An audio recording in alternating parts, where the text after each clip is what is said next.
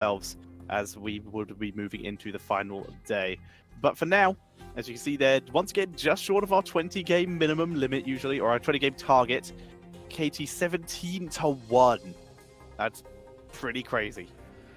That is very one-sided. And, yeah, I mean, RPG, they're the masters of 1-1, right? No other team in the league, I think, has been able to achieve more draws. So, yeah, if there's a team that can do it, it's them. But they need to switch something.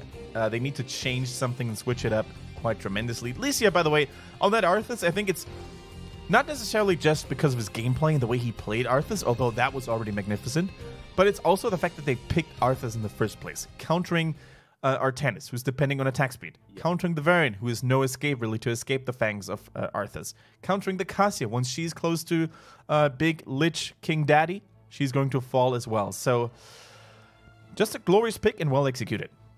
Yeah, kind of countering Alarak as well, due to so much of his power being in positioning and not able to do so if you're getting slowed. And it happened multiple times, you know? It happened multiple times where heroes just got too close to Arthas. Morales, Alarak, you mentioned them. There was no mobility available for them. And as such, they all fell victim to the Lich King, became their minions. Now we have Volskaya Foundry, however. That is a whole different playground than BOE. Much more space to move. Much more focus on the objective, especially early on. The Protector, I would say next to the Zerg Wave from Brax is probably the most impactful early game objective, potentially. Well then, let's see who can take this. Can KT close it out and give themselves a lovely position moving into the playoffs? Well, not lovely, it's still pretty low, but better than it would have been otherwise. If KT, right now, they are already tied with Soa with their current score. If they win again, they'll actually overtake Soa. That is insane. If you had told me after week 1 or 2 that KT would overtake Soa at any given stage of the season, I would have called you a liar and a fool. But now, it seems to become a reality. Soa disappointing yet again, and KT turning it up yet again against RPG in Game 1. Can they do it again? Remains to be seen. Maiev already being banned here, by the way. Looks like Maiev becomes a respectable force on Volskaya Foundry for one major reason, and that is fighting on those capture platforms forces you to stay in one place, and Maiev could get reset on her fan of knives after reset after reset. That is true. So being able to remove her is a pretty big deal. It was also on this map that we have our one Phoenix win, but that was with the Maiev, so removing that particular combo. Speaking of Phoenix Tetcher, where's our favorite new Protoss? Still currently in the negative win rates at the moment. Is where he is. Currently 1 and 3 now, as of earlier today. But I wouldn't hate seeing him. I think on this map in particular, his long range and heavy poking potential should come in quite handily. If either of the teams feels comfortable in picking him and playing him, then I think Hope actually played him yesterday quite well. Murky Planet Cracker, just go all in at this point. Just commit. Just do it. But no, we're unlikely to be seeing that. As we wait to see what KT are bringing in for their second 2 teams. Yeah, there he is! On the other side, and Stuka. There is Phoenix. And Malfurion. I thought you meant Murky there. You're also clearly ahead of me to have seen that. Sorry for baiting you. I was like, wait, there he is. He's that excited about Phoenix? Is there a Murky? Oh my goodness. If they had locked in the Murky Planet Cracker there, that would have been next level. I'm sitting at 7 seconds, by the way. 7-1. I am 6. I think it's more likely I'm going to get to you than you're going to get to me. I think so too. 7. Boom. Done. All Tychus right. is removed. Now, as it is, there's still a couple of heroes that work very well with the Phoenix in the ranks of KT, right? Already, Garrosh proves to be that ever threatening menace. We also have the Roots, which could be a very nice follow-up for the Purification Salvo. Don't think we're going to see Planet Cracker here. I think there's just too much counterplay available already for RPG with the Concussion Mines, the Lurking Arm. Yeah. So we wait with Chromie also being removed. I went down to 8 by the up to 8, by the way. I am up to 9. Refreshing now. 8. 886, so still a little far ahead. 740, that's pretty close. Yep. Seems good. Never mind, 6. I'm going to do another refresh as well. Sorry, guys. Clean feed is acting up. Save. I'm actually going to drop another notice into the chat. Yeah, good plan. Leoric comes in here. I'm apparently still at 8. It's telling me I'm 6 and 8 without me doing anything. 8.5 is apparently what I am at. Sorry, what was that? 8.5 is what I'm currently at. There is no way I can get to that. Okay, I'll come down to you. Where are you? Close to 6. Okay, I 6.2. think I'm about there. 5.9, so that'll do. Seems good. Just Also, leave my it high at in that. secondary school for a while. As we see Genji coming in as the next pick here, Phoenix Genji. Very interesting. Yeah, so how much follow-up damage do we have for a Genji? Or how much... Let's see. Oh, looks like I shouldn't have complained. Every time I complain, they restart the stream. No! I don't know. Well, back in. All right. Quality to auto. Get back to a low quality review. Should be 6 seconds for us now. I wonder like how entertaining it is for the viewers out there to listen to our constant numbers. It's actually a mini game as well. Apologize about it. If Tetcher's and my numbers are getting close to each other, guys, that is good. If he says 8, yes. I say 6, that's bad. Yes, 5, 6, 5, 7. That'll do. That's less than half a second. That'll do. Let's go. Alright. A noob is in the game. First time we've seen a noob in a while. Yeah, Noobrek has actually disappeared for a long period today. Not just today, actually yesterday as well and the weeks before. I think for one major reasons. I think Chinese teams have figured out a way to punish the Noobrek heavily. And here's like Phoenix actually would be a nice counter to that. Any hard-hitting auto-attacker counters a Noobrek to the fullest. Right now, though, if you look at it, RPG doesn't have either of those. Junkrat, that's slow, poking, magic damage from afar. Noobrek normally doesn't have to fear him. Even if he gets knocked back or knocked into the enemy team's backline with the concussion mine, he normally should have a burrow charge to get out to safety. And, oh, no way. RPG, what are you doing? No way. Quite unusual. I had a little lag again, Same here. by the way. I think we're just going to let it go from 10. now on. So, as a dedicated resident Nazeebo main myself, it's my highest hero. It's getting close to the level 100 on my main account. I can tell you that this is not a matchup I would have picked Nazeebo myself. True, on Volskaya Foundry, you can get great value from the Toad build when it comes to split pushing, when it comes to keeping and zoning the enemy team out of the capture platform. However, and here comes a big how, is Nazeebo going to pierce through the Beetles? Beetles can intercept Toads, which makes a Noobrek an uncomfortable opponent to play against. And then also you have Garrosh, who normally doesn't care about slow poking magic damage because of his armor. So the tank line is almost unsurpassable for Nazeebo to get damage through. And even if he were to somehow flank the enemy team, Phoenix, long distance poke. I can't see Nazeebo work here, although I believe in the power of the voodoo. So let's see what RPG can do with yet another exotic draft. Chicken playing Leoric, MJ on the Stukov, Sa on the Junkrat, C's playing Murden, and Timeless himself on the Nazeebo. He's just trying to have fun today. Yeah. That Nazeebo damage could be pretty effective against the Phoenix. Keep that shield off. Let's find out as KT, Hope on Phoenix, Kaitu on Garrosh, TWT on the Malfurion, Lycia on the Noob, and Zizm is on Genji. I am at 999. 999, sounding very German. I require emergency services to fix my lag. Not lagging at the moment in America. So let's see. I'm refreshing here, and I'm getting myself down to 6 seconds. Let's see if we can do that. I'll come down to you. Come down to me, baby.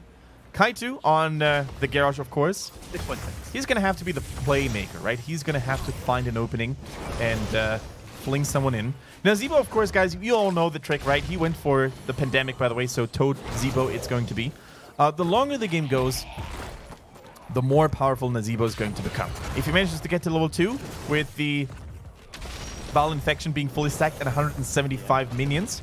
The damage is going to be respectable. Very scary. However, That requires you to get to late game. exactly, you need to get there. And with Protectors being so strong early already these days, there's no guarantee to even get there. Timeless gets just tossed into the back line and taken out with the greatest of ease.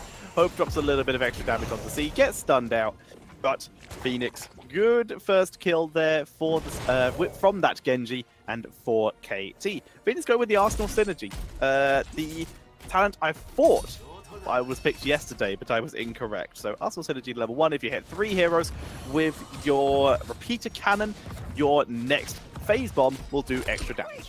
Hit a hero 3 times. Hey, here comes a gank onto Sa. The concussion mine is here. Is it going to save him? No, because Genji's too fast to furious, and also Nubrak was pushed alongside with him. So Tetra, how do you deal with an Azebo? And kill him. You kill him, so you can't farm. Very smart. Yeah, take him out in the early game, can't farm, like you said. Take him out, or even deny him away from the minions if you can. Zone him out so he can't land, so he can't get stacks that way. Oh. You can have a That was every Anubrak stream here. Charging in, the beetle spawns right behind him, and then Murden, who was already seeking to punish Anubrak for his misposition, guess what? The beetle intercepted the Stormbolt. That is why sometimes Anubraks can be so feisty and so hard to deal with targets or with heroes who are dependent on skill shots, like Murden, like Nazebo. So, yeah, already this is panning out very nicely here for KT. Murden is not even brave enough to stand there any longer. Nubrak charging right after him. Phoenix with inhibiting energy. Going all in on this phase bomb icon build, but this is all about synergizing with his other abilities. His auto attacks now synergize with slow from his Q. His phase bomb synergizes with his repeater cannon. It's all about making the most optimum swaps. It's going to be interesting to see how well Hope can do this. Okay, now we gave RPG a little bit of flack in terms of the way they draft and the way they play. However, in this game, they're not necessarily far behind up to this point. Now, it remains to be seen how they want to play this out. Oftentimes when you have Nazebo on Volskaya Foundry, you actually want to give up the first Protector willingly, or at least buy as much time as possible so Nazebo can stack up. Nazebo can actually split push a little bit. But looks like Timeless is already rotating back towards middle and wants to participate in that Protector fight. So I've just received an update from a question I asked earlier, by the way. The bottom 2 teams in playoffs go into the relegation games. So these 2 teams, no matter what, right now they are safe. This is just better position for the playoffs. Exactly. If they are able to win themselves out of the bottom 2, then they are fine. So we see KT jumping back into Zism, looking for the target onto Chicken, see if he can get himself a reset. Doesn't get the reset, but does pick up a kill. Yeah, they do get the kill on Chicken, which is very nice, of course. Now I'm having a long spinning circle of doom. 11:35. Let's see. Yeah, this is just not working out at all for RPG. I'm sitting at 11 something as well, so I think we can leave it at that. Yeah, I mean, I'm in between 10 and 12. It's jumping up and down a bit, so we'll stay here for a bit. We'll chill here until we night again. As here comes the double Protector with reinforcements, the extra spell, the extra damage, the extra armor from having 2 people inside, both the tanks. So you're going to be very much relying on just those 2 being independent as everyone else moves into lanes. Yeah, this was already the worst possible outcome, of course, for RPG. Not only did they lose the objective, they also lost heroes, so giving even more experience over to their opponents. And KT, they're punishing this hard. They're taking out the entire middle wall, still have around 50% of the Protector's health left. They're taking down yet another tower. That's another 500 experience going onto their bank account. And yeah, Hope at this point, he can use the repeater cannon, no issue here. He could even use the more safe base cannon here. They even get the takedown just like that. No mobility here for Nazebo to get out of harm's way. Looks like they're going in for another kill. The roots are perfect. C is dropping low as well. 2 heroes pop out of the Protector and they make Murden go bam. This is looking terrible for RPG. I think the team's morale has been shattered already, and I have no idea how they're supposed to come back, Tetra. Normally, I hate sounding this pessimistic, but RPG to me twice in a row looks like they weren't taking this seriously.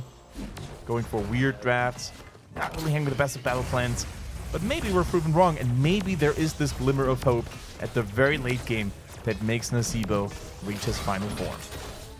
With that fort being down, it's a 1.5 level lead. Now it's just short of a 2-level lead as level 10 talents are hit for KT. Tranquility, this is sensible. There's very little actual immediate burst damage outside of Junkrat. It's going to be very much up to Junkrat. We do see a Planet Cracker though. We have double tanks, so lots of crowd control here. And Garrosh, if he doesn't go for Taunt, I will be very surprised here with a Planet Cracker, as we do see another kill on Nazeebo. Stacks are hard. Yeah, okay. Planet Cracker in the building. Could that be a taunt into Planet Cracker? The ultimate synergy for between, yeah, there was the Warlords challenge. Actually, given the fact that RPG is so far behind and Chicken has died multiple times, 74 stacks on his Voodoo Ritual is not that terrible. That's quite respectable, honestly, before level 10. He's done a pretty surprisingly good job. Good job of the team of RPG to keep that going. Concussion might try and knock Lycia into the base to see if they can pick up the kill, but he would buy Burrow Charge, and he doesn't go into the base anyway. Okay, now we have Red Mercenaries supporting the defense for RPG. They need to make sure to just be a little bit more patient here. We see Leoric in the bottom lane trying to soak 2 lanes at the same time, and here go the heroic abilities now. 26 stacks already on the Pandemic for Nazeebo. Sometimes people actually forget how important the Toad stacks are, of course, especially with the huge Toads at level 7. This is a significant early game power spike for Nazeebo. He went for the Gargantuan, which is nice, providing additional team fight power and zoning. Nothing out of the ordinary with the heroics for the side of RPG, except for maybe March of the Black King, but I think that makes a lot of sense considering the high mobility of the team of KT. Only Garrosh and Malfurion would be in any danger at all of being caught in that entomb later on. And of course, March of the Black King grants Unstoppable, so good against those high CC amounts of Garrosh and Malfurion and even Anuva. All right, this is all in or nothing already, I feel, for RPG. I'm not sure if they can... Actually, you know what? I think they could maybe let Leoric do a little more split pushing. I'm not sure if they have to overly commit to this. KT probably will take a little bit of time themselves. They can actually let RPG take this Protector up to, let's say, 50, 60, 70%, only to strike back at level 13. It was actually way faster than I thought it would. And now, of course, Tranquility in this instance here, in this example, I wholeheartedly agree with that heroic ability choice. There's only slow sustained damage coming in from RPG with Junkrat, with Nazeebo, so Tranquility is going to get so much value. Phoenix has arrived from the bot lane. Leoric is also hovering around the area. Massive deflating swipe tries to be used, interrupted, stun into Planet Cracker. Not enough for a kill, but still massive damage as they turn it around. You can see Kaito is just taking a huge amount of damage into the backline. And no one dies. The Gargantuan doing pretty good damage as Junkrat sieges in. I absolutely agree. I think the Gargantuan single-handedly shutting down the choke point was a big team fight winner. And now with the health bars of KT dropping so low, RPG can use this time to siege up and deal damage onto the enemy structures with Nazeebo, with the huge Toads, and of course the Junkrat as well. These structures are likely going to fall very, very soon. Sal, on the other hand, needs to be careful. Zuzim on the Genji in a straight up 1 versus 1. There's almost no way Junkrat is not going to lose this. Yeah, they would love to be able to move in onto the objective right now. They have everyone up. They don't have Nazeebo with them, though. He's busy in bot lane. So it's interesting that they haven't moved in at all to try and contest this with Nazeebo. Instead, he's just going for stacks. Finally, they're moving up. 88%, though. If they intended to interrupt this, then they are running it very late. Instead, they are going to move away and just take the Protector. Already you can see that RPG is gearing up and equipping themselves for the ultimate late game. And it looks like KT, they're not willing to give them the late game. Instead of just doing something that other teams would have done here in this scenario, just going for middle and bottom and opening up the map, they're trying to force an early keep right here, right now, so that RPG would have a harder time to defend and make it into the late game. They're not playing for XP, they're playing for time right now. And that, in my opinion, is the right choice for KT. Already, look at that Immortal getting chunked down pretty handsomely now. This would be a fantastic way for them to throw, though, if they're not careful. The Protector going down, Keith's still alive. The Protector almost dead already, and it's been driven back temporarily, but huge damage onto Chicken. Stays alive, though. Extra range on that Drain Hope, keeping himself in this, at least for the moment. In comes C. Huge focus. Huge damage for the Protector, though, with the counter, as it just eats Toads as the Protector goes down. The Keith is still alive. Toads for breakfast, spiders for lunch. You don't want to have any of that, KT. They have to back down. Nazeebo's long distance poke and zoning is just too strong at this point. And although they were trying to go for that top keep, they didn't get it. RPG with the first major success hold here in this game. Only a 1-level deficit right now. Some way, somehow, they were able to claw their ways back into this game. We'll have to give up yet another healing pulse, but that's fine for now. Healing pulse once again picked up by TWT. Great sustain being given to them over here. Planet Cracker most certainly will be back off cooldown as well flaming swipe, so the disengage potential is there. C has been doing a pretty good job, honestly, on this Muradin, playing it very Misaka-like, being very far forward and being incredibly disrupting. 149 Nazeebo, wow. Despite the deaths, has been doing fantastic so far. This is already a ticking time bomb right here.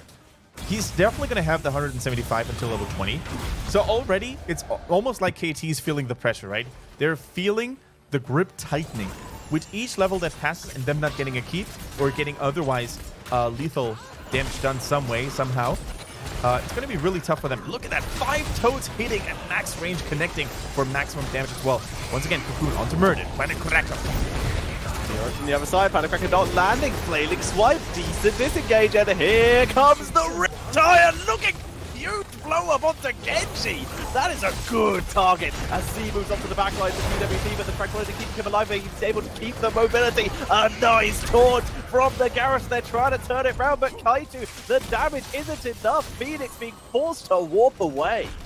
And RPG, ladies and gentlemen, they did it. They thwarted and defended and even deflected the attack of KT. They pushed them back, secured themselves a Merc camp, secured themselves a turret. They're going to take turret number 2 as well because they realized without Genji and everyone dropping so low beforehand, there's no way KT can contest this. I'm pretty sure that KT also had to use the healing pulse that they had just gathered a couple of moments ago. So already now, in terms of upgrades, in terms of experience, RPG is starting a mighty comeback, Tetcher. Garrosh being very brave there, moving in, forced back, dropped almost fully to death. But RPG preferring to grab the building here, the permanent structure damage, as opposed to going for Garrosh once again, as level 16 is hit at the same time for both teams. Wow. Timeless, of course, now being reinforced by the level 16. The, I pick this talent every single time, and yet the name escapes me. Oh, the Zebo one? Yeah. The voodoo is going to punish me tonight. Something with souls. Anyway. Harvest. Yeah, there we go. Soul Harvest. The more minions or enemy heroes or enemy structures, anything that's hostile is near you, the more ability power and the more damage you're going to get as a result. Also, the more health you're going to get. So this is one of the ultimate weapon tools for Nazeebo in the mid to late game. Nazeebo, although he's already getting mighty tanky because of Big Voodoo at level 4, giving him more health and mana per minion killed, is now going to become even scarier. At this point, with this many minions soaked into his body, he's going to sit at what, like 5,000, 6,000 health? He's going to be a second tank, basically, or a third tank. Phoenix all in with Arsenal Overcharge, spamming out, going to be spamming out those Planet Crackers here. Yep. Getting the cooldown reduction every time he hits something with an auto attack.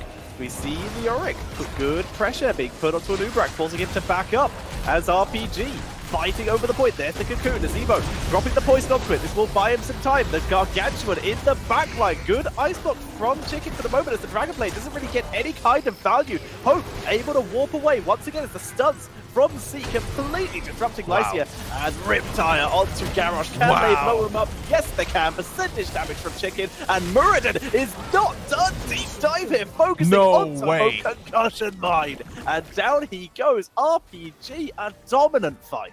Absolute chaos. Fights were happening left, right, and center. The conveyor belts adding their own amount of craziness to this team fight as well. And with those turrets actually zoning out Hope on the Phoenix, he couldn't even participate in that team fight. RPG is back, baby. They're making this Nazeebo work. They're not close to 18. They have overtaken their opponents in terms of experience. C is also smelling that something fishy is going on near the Healing Pulse mercenary camp. And with Garrosh and Phoenix still there, there's no way they can actually take this. And already, this mercenary had been brought down low in health, and RPG is probably going to steal it away if they wanted to. Kendrick, if I have to be honest, I am starting to believe in the Nazebo. He is at the full amount of stacks he needs for Vile Infection, assuming he can get to that level 20. Healing Pulse, once he can again, also hop into the Protector now. Yeah, normally Nazebo doesn't want to be in the Protector because you need to be farming, you need to be busy getting more stacks, health, and mana. But now with him already having enough for this Vile Infection level 20, I think he's actually going to hop inside at least for a little while here, unless they wait for more team members to arrive. But already, they need to avoid taking necessary damage here. Leoric is inside. No, it looks like MJ, the support, is actually going to jump inside. Makes sense, you know, if you have tanky members left to right, you don't need to take care about. Jump in yourself. The noob wraparound, but he decides against it. Not a good idea to just try and invade from behind against this Protector. Genji also puts a little bit of damage on. Protector doing some good damage. If they can take this keep, this would be huge news. Their opponents failed in the same idea. Timeless. If they can do it. That is good. The pressure being dropped on Timeless. He dodges one. Soul Harvest keeping himself alive for the moment. The Icebox for the delay. Planet Cracker. Down goes Timeless. This time they get it. As we see the focus onto MJ, who dropped out of Protector for the Flaming Swipe. Can't jump back in. Not able to in time. Maybe Muradin should jump into it quickly. No, Muradin able to dwarf toss away. Now it's up to Leoric. He should be able to Wraith Walk once the Protector is down.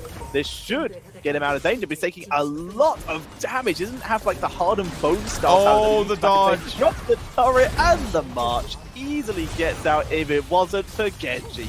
Zizza with the reset, and he's able to escape.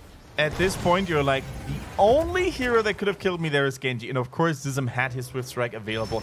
I wonder if after the PTR changes, that would have been long enough, because on the current PTR patch with Deckard Kane, of course, the range of Swift Strike has been crippled a little bit, so I think he probably wouldn't have been in range. But now, KT, they smell their chance. The victory opportunity here is here to get the keep, at least in top lane. But, Tetra, we have to go back a couple of moments, and we have to criticize the sloppy attack by RPG. First of all, putting the support in there, leaving the backline vulnerable. Then MJ went out, and no one else got back in there. Oh, are you serious? I was about to say, I love the idea, using Total Mayhem to kill the keep. But Junkrat just inted so hard. Oh my god. Speaking of sloppiness, Tetra, these are the kinds of plays where you're like, these could cost you the game. These could cost you yet another Ford. This is the level 20 for KT right now. It could have worked out, but even then, would it have been worth it?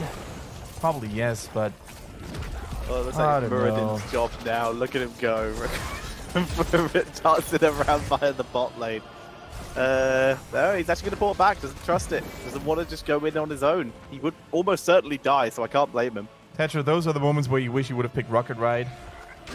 Yeah, could have just reset, got the kill.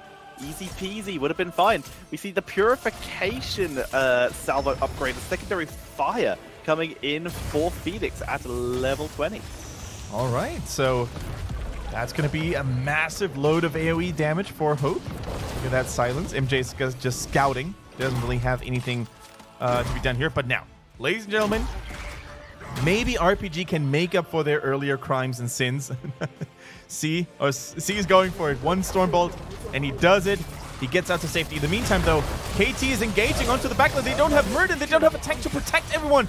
Licia actually behind enemy lines, getting to safety, though, just in the nick of time. But here, level 20 has come, guys. The Vile Infection is now online. This is Nazebo's true form. His ultimate power level has been achieved. As we see, the pressure is going to be dropped, but Junkrat back in 45 seconds. The objective up in 10. This is not good timing for RPG. They are going to have to, if they want to contest this Protector, they have to contest it in a 4 versus 5. If they don't, there's a chance they could lose the game. And keep in mind that a numbered disadvantage is particularly dangerous to face against Nubrak. All Licia needs to do right now is land one good cocoon, then his team can collapse on the trap target, and they can turn it into a 3 versus 5. So, although RPG has a lot of long-distance poke, although they have a fully juiced-up Nazebo, they need to be so careful on how and where to engage from. 3 seconds until Junkrat is back. A little bit of clearing here being done by Chicken, who also now, too, with the Drain... Burning Despair. Burning Despair, there we go. at level 20 becomes quite a late game powerhouse. So the tools have been assembled. They just need to use them. It's on the way. Last chance for RPG. They move in. Double stun by the Garrosh, followed by triple stun with Lycia as Hope drops lots of damage. Heals from Stukov though. There's the value. Here comes Chicken. For some reason, a ghost is slowed by a conveyor belt. I just learned this. As we see the focus coming in, March is dodged with ease as Chicken is taken out. Timeless getting focused. They dodge the Planet Cracker though. Not an immediate way to do massive damage this time. They're holding the overtime. In comes the Riptide to try and force them off the point. Dodges the damage, moves in. Good damage here. The silence is decent. There's Cocoon. They need to pop this as a noob dives in. Timeless desperately trying to get to the Cocoon as he's focused down. Icebox to buy time. His damage output is huge, but he's getting focused down. The Dragon Blade. No, he escaped. A C doesn't even kill Hope. A beautiful warp away. C will go down. That is absolutely going to be game. You can't even kill off Hope here. As C will drop. The Protector will be picked up. Wow. And that will leave just Junkrat and the Yorick to defend. That will be GG. That was GG indeed, and it was a little bit of a wonky engage for RPG.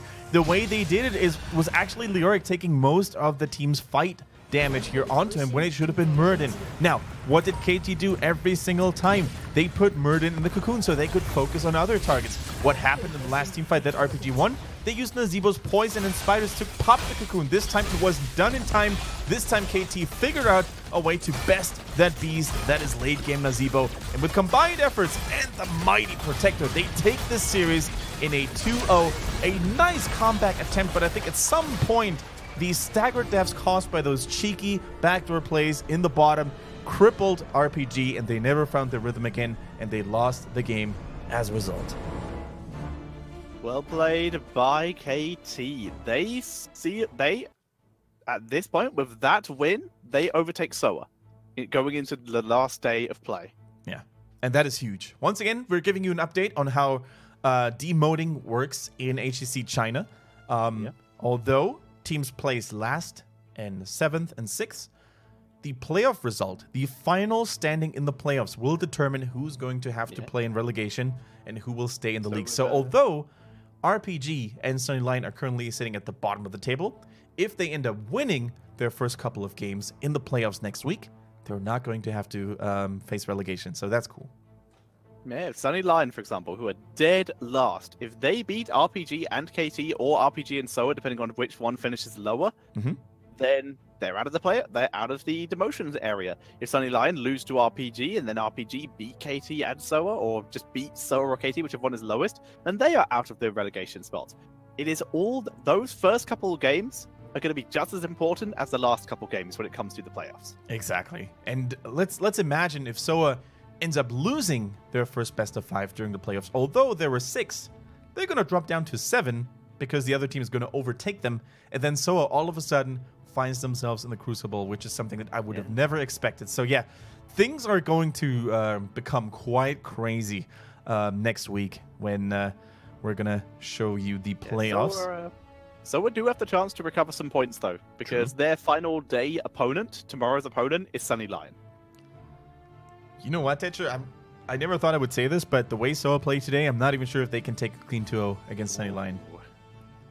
I love Soa to the bone, man. I bought all the HGC cheer gear that you can get. I'm still representing the Soa banner on my Karazim every single time I play him, but right now I'm not feeling it. I'm not feeling it.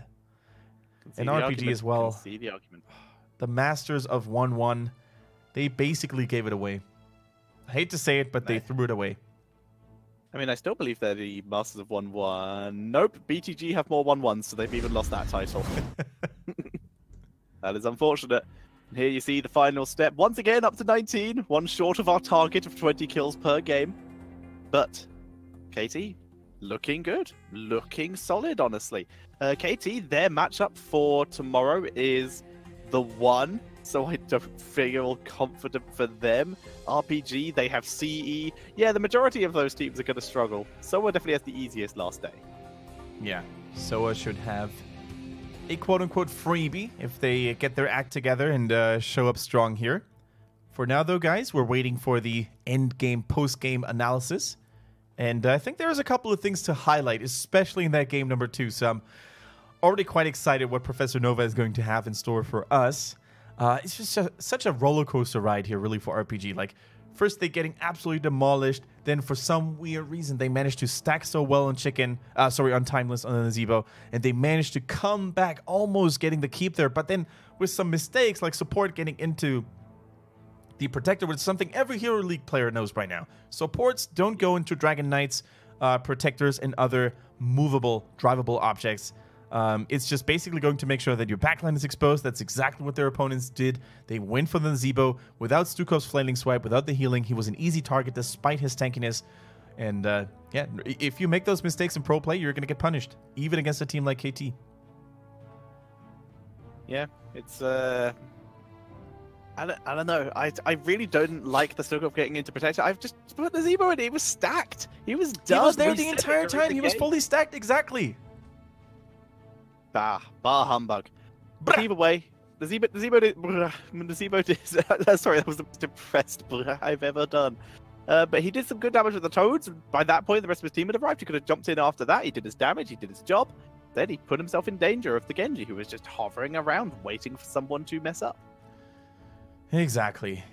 So, yeah, on the bright side... For a minute, put your two most vulnerable heroes into Protector so they can't die and then back up early. On the bright side of things, guys, RPG sacrificed themselves to enlighten and show you guys how to not finish a game on Volskaya Foundry. Those mistakes, I'm pretty sure, are going to happen less frequently now in Hero League when you guys enter the battlefield. So yeah, thank you, RPG, for making Hero League a better place, I guess we can say. Yeah, I hope you guys all heard the call. Just don't throw is basically that advice. It's basically all we just gave. But either way, ladies and gentlemen, we still have a little bit of analysis. We will break down once Professor Nova is ready. All of the plays that he has to show us for that last game. And then, of course, we have one more game coming up for today. And it is the battle of the top two seeds. CE, who are 3 points ahead of SPT, but going against each other. If CE win a single map, they are uncatchable and will have qualified themselves for the mid-season brawl. That is coming up after Professor Nova takes us through some replays. Yeah, and Hope getting yet another MVP title under his belt. Once again, I guess it's safe to say that Hope is not only China's most successful Phoenix, winning both games, but also the best Phoenix player we've yet seen in HGC China, because he was, after all, the only one who took wins away with that hero. So let's see if other teams are going to take some inspiration from Hope's plays, or if it continues to be a KT speciality. Game number 1. Level 10, just on the cusp for KT. And I think the idea is for RPG to grab a kill and then run away. I think that was the original plan. Looks like they're trying to catch up. Looks like they're trying to find someone. But KT is already playing this so smartly, so patiently. They realize, you know what? We're just going to have to wait a little longer. And even if we only just kill one hero, we're going to get 10 automatically. Now, the Immortal is up. And they basically set up that gank in the bush because they realize, you know what? RPG, they're still in lane. They basically missed the time window to get themselves into middle. Holy cow, that was loud. I think one of our neighbors just started doing crazy work. Hopefully that's... I'm going to have to mute my microphone if that happens again. It's gone now, but Jesus, that made me jump. I apologize, guys. All right, well, yeah, they moved in. Unfortunately, we missed a little bit of the analysis here, but at that point, KT just turned it on with level 10s. RPG far too close considering how far behind they were, and they get absolutely trashed. Yeah, they get absolutely trashed. They basically missed their time window, which is... Looks like someone is literally starting construction work either above me, underneath me, or on the outside. Anyways, what I tried to make... the point I tried to make here, guys, is if you miss the time window of actually getting closer to the middle and the Immortals, the enemies could already be there. They could set up a gank and punish you for that. And since RPG was a little sleepy there, that's exactly what happened. This is true. And at this point, this game was already pretty close to over. You can see all the structures from KT still alive, and they're just moving in to pick up even more kills. Cassie is in like the best position, I will argue. Sar, honestly, this is one of his better games. I will give him that on this Cassia. but he still struggled a lot. Level deficit is a big deal when you're an assassin. Yeah, I think it's actually the biggest of deals if you're an assassin because it cripples your innate damage quite heavily. Now, we move on to game number 2. 15-14 is the current score. And I do also want to say, Tetcher, just ignore it. We'll work through it. That's actually Murden hammering right next to my door. But I wanted to say that this was probably the first game in which we saw a pretty decent Planet Cracker, right? Yeah, 1 out of like 6, but 1 is enough. That was the fight in the bot lane. It was not in this case. This is the one where they almost got a kill and then didn't, if I remember correctly. Okay, guys, if you don't hear anything from me in 15 minutes from now, then you know that they punched through my wall and destroyed my entire room. Yep, Kendrick is going to get haymakered out of his own house. Haymakered out of second floor. Whee! No more HGC China for longer period of time. Sad times. Sad times. As we see Toads throwing in. Nazeebo's trying to control the area. And in fact, he's controlling the area very well. Zombie wall. But Genji does not care. Dashes through. But look at that. Planet Cracker just completely denied there. I think he wanted to try and get into... You see where Leoric's standing? He wanted to try and aim there, but saw Stukov as a target. Problem is, though, that was just a really bad area to aim because Stukov is... it was a really thin area for Stukov to easily walk out of, as opposed to this big choke point that he was probably initially aiming for, judging by Hope's position. Very true. Very true. However, I think this turns out to be quite the good fight for RPG after all, because here comes the comeback.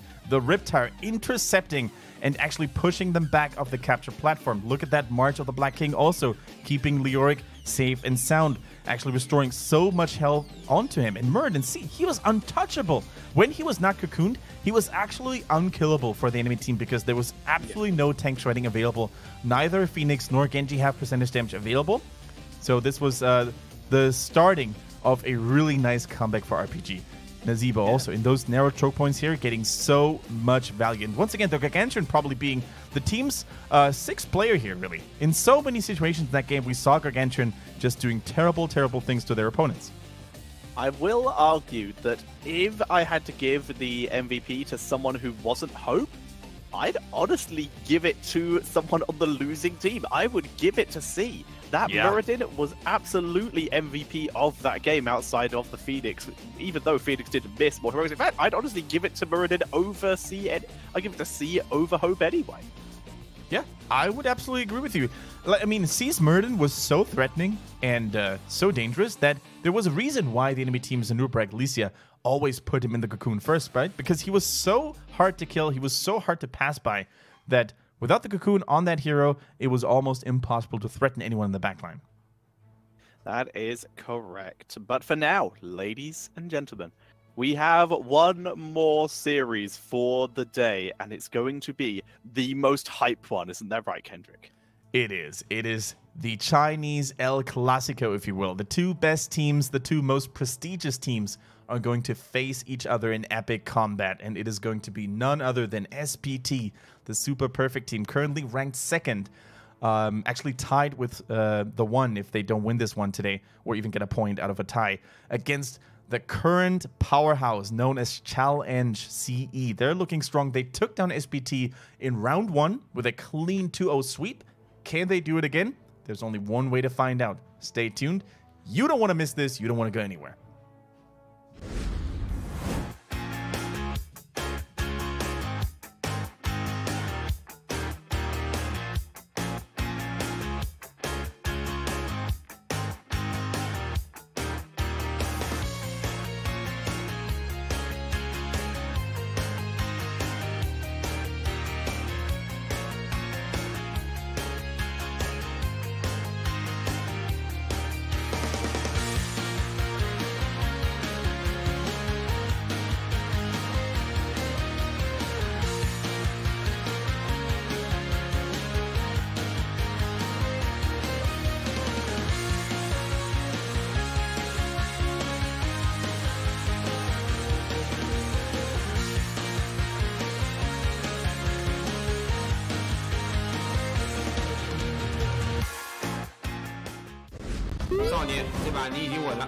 哦，看看这阵容，我们死定了。这手剁的完全一点都不亏嘛。外表是个肌肉男，内心是个小可爱。作为国服第一，赚2成。豪方爱你哦。